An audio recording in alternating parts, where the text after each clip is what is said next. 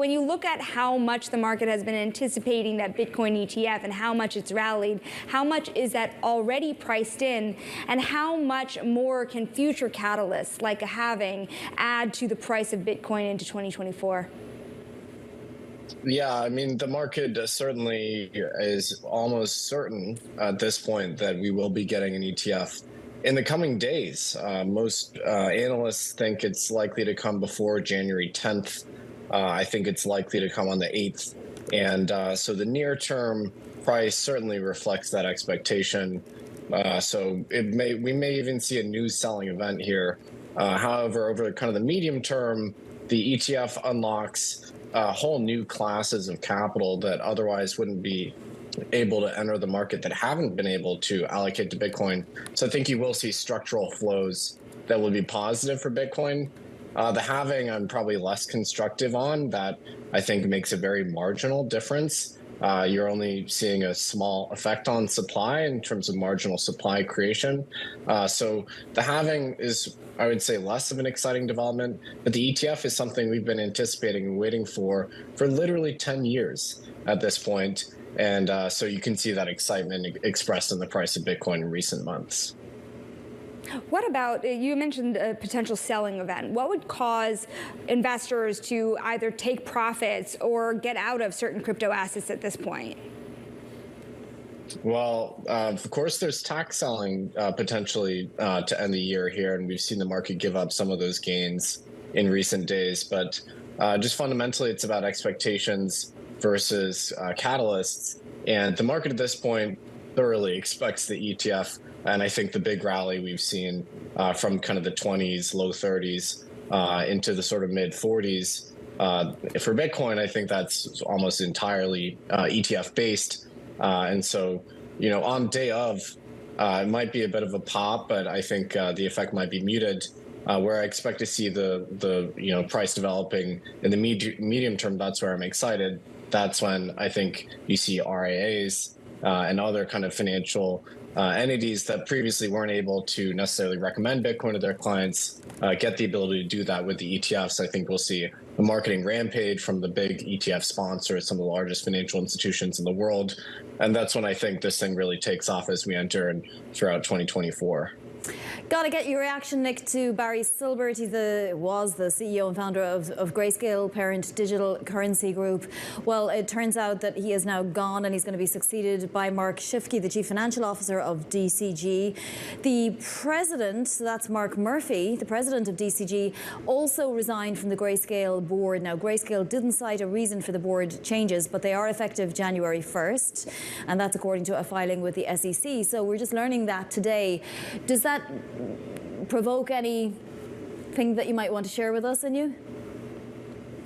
Yeah, I mean, look, as of right now, DCG hasn't said anything about the resignations. Barry, of course, stalwart character in the crypto markets and built, effectively the largest conglomerate in the crypto space over the last decade, one of the most interesting and successful businesses in crypto. It's a shame to see him step back, and I think, ultimately a shame to see the dire straits that DCG has found itself in with the NYAG case against them. We don't know if that's related to the departure. It could actually simply be something as straightforward as the SEC asking Grayscale to have Barry step aside, maybe to sweeten the deal for their pending ETF application. So if I had to guess, that's what I would, list as probably the most likely cause of his departure. But ultimately, it's interesting that virtually every single main character, so to speak, in the crypto space over the last 2 years has now, left or ended up in prison in some cases, or been forced to sell the business. So I guess the lesson is just never be the main character. I mean, does it make you think any differently about the underlying asset or about these ETFs and their potential for approval, particularly given that we know that there had been discussions between Grayscale and the regulators as to, redemptions and what that would look like and how that process would work? It was different for Grayscale than for some of the other ETF sponsors. Yeah, I would say Grayscale has a less straightforward path to the ETF here, even though their victory in the courts was the main catalyst of this whole wave of ETFs being approved. And the jury is still out as to whether Grayscale itself will be in the first wave of those ETF approvals and how exactly that GBDC to an ETF conversion will occur. If I had to guess, as I said, I think Barry's departure from the board of Grayscale here is part of a sweetener in order to make that process, smoother, effectively. But yeah, jury is still out actually on whether GBDC itself will be in that first wave of approvals. I think with the 13 sponsors currently pending in their applications. Nic, even with a rising Bitcoin prices, it's not like the industry itself has been without its challenges, significant regulatory hurdles. You talked about the one seen by DCG and Barry Silbert, let alone what we've seen at Binance, for example, as well. If you're speaking to a group of investors and you're telling them how to perform due diligence on counterparties, on places to invest, how do they take these issues into stock? Yeah, I mean, the defanging of Binance and Binance gradually losing market share, as I think they likely will after the case against CZ and the organization, I think is actually positive for the development of regulated spot markets in the U.S. And I think it was the last kind of gray swan hanging over the industry. And so I think we're looking at a more mature, more regulated, more surveilled, and more domestic market for the Bitcoin, for the asset, which is positive. And I think that was sort of the last barrier left to fall before we got these ETF approvals. Now, in terms of looking at these exchanges, one phenomenon we see now emerging both spontaneously at the industry level and at the policy level is the notion of proof of reserve, which is a accounting and cryptographic procedure to prove that the exchange has the assets that they claim they have. And if these had been in place during debacles like FTX or previous exchange insolvencies, those wouldn't have occurred, or at least investors who have been armed with more information. So I would look to exchanges to be doing these proofs of reserve or look to regulators asking these exchanges to do that.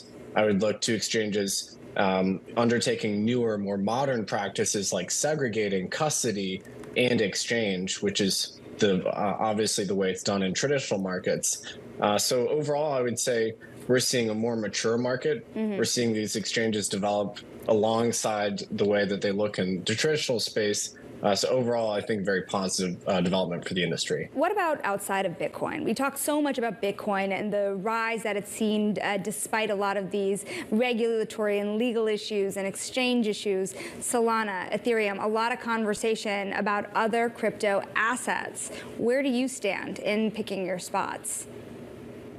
Well, look, it's been Bitcoin's year, of course, with the ETF, but it's also been Solana's year. They've recovered from this dark cloud hanging over them with, a lot of people felt their fate was tied up in the fate of FTX and Sam Bankman-Fried.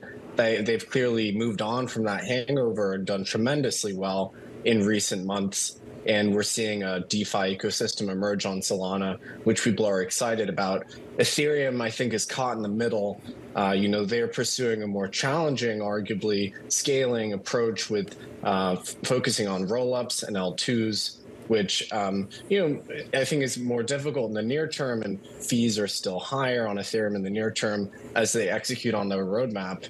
So I would say most investors are now looking to see how Ethereum reacts to the emergence of competitors like Solana in 2024, how they're going to execute on their roadmap, whether they're able to do that, whether they're able to seize the narrative back from some of these newer competitors like Solana.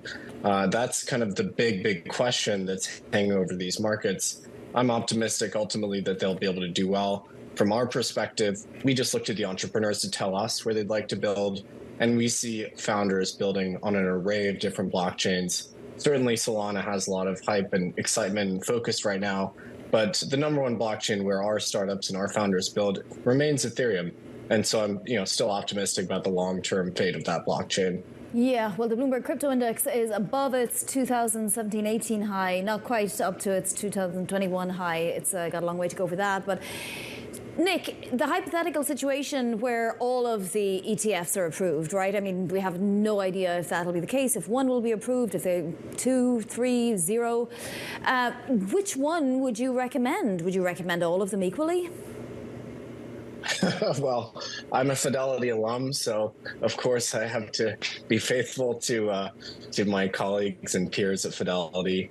We're investors in the Bitwise company at the Castle Island level, but ultimately, I think we're just excited to see this major step being made. This is the most important development in the history of Bitcoin, and we've been waiting, as I said, for literally 10 years. And so, regardless of which one does well, the whole industry benefits from investors being able to get more efficient, more direct exposure to the asset, and getting these gigantic sponsors on board, like the BlackRocks and the Fidelities and the Invescos of the world. So overall, can't say I necessarily recommend one, but really excited to see this development. But it's funny that you say direct, because it's in a wrapper, isn't it? I mean, this was initially an industry that was in the face of finance, if you will. Why buy an ETF when you can just buy Bitcoin?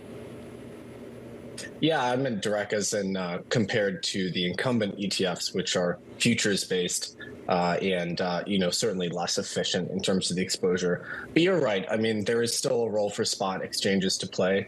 And I think we will see the spot exchanges challenged by virtue of low expense ratio ETFs, enabling people to very efficiently allocate to Bitcoin in their brokerage as opposed to signing on with an exchange. So that'll be another thing that we have to look at here is, how do the incumbent exchanges react?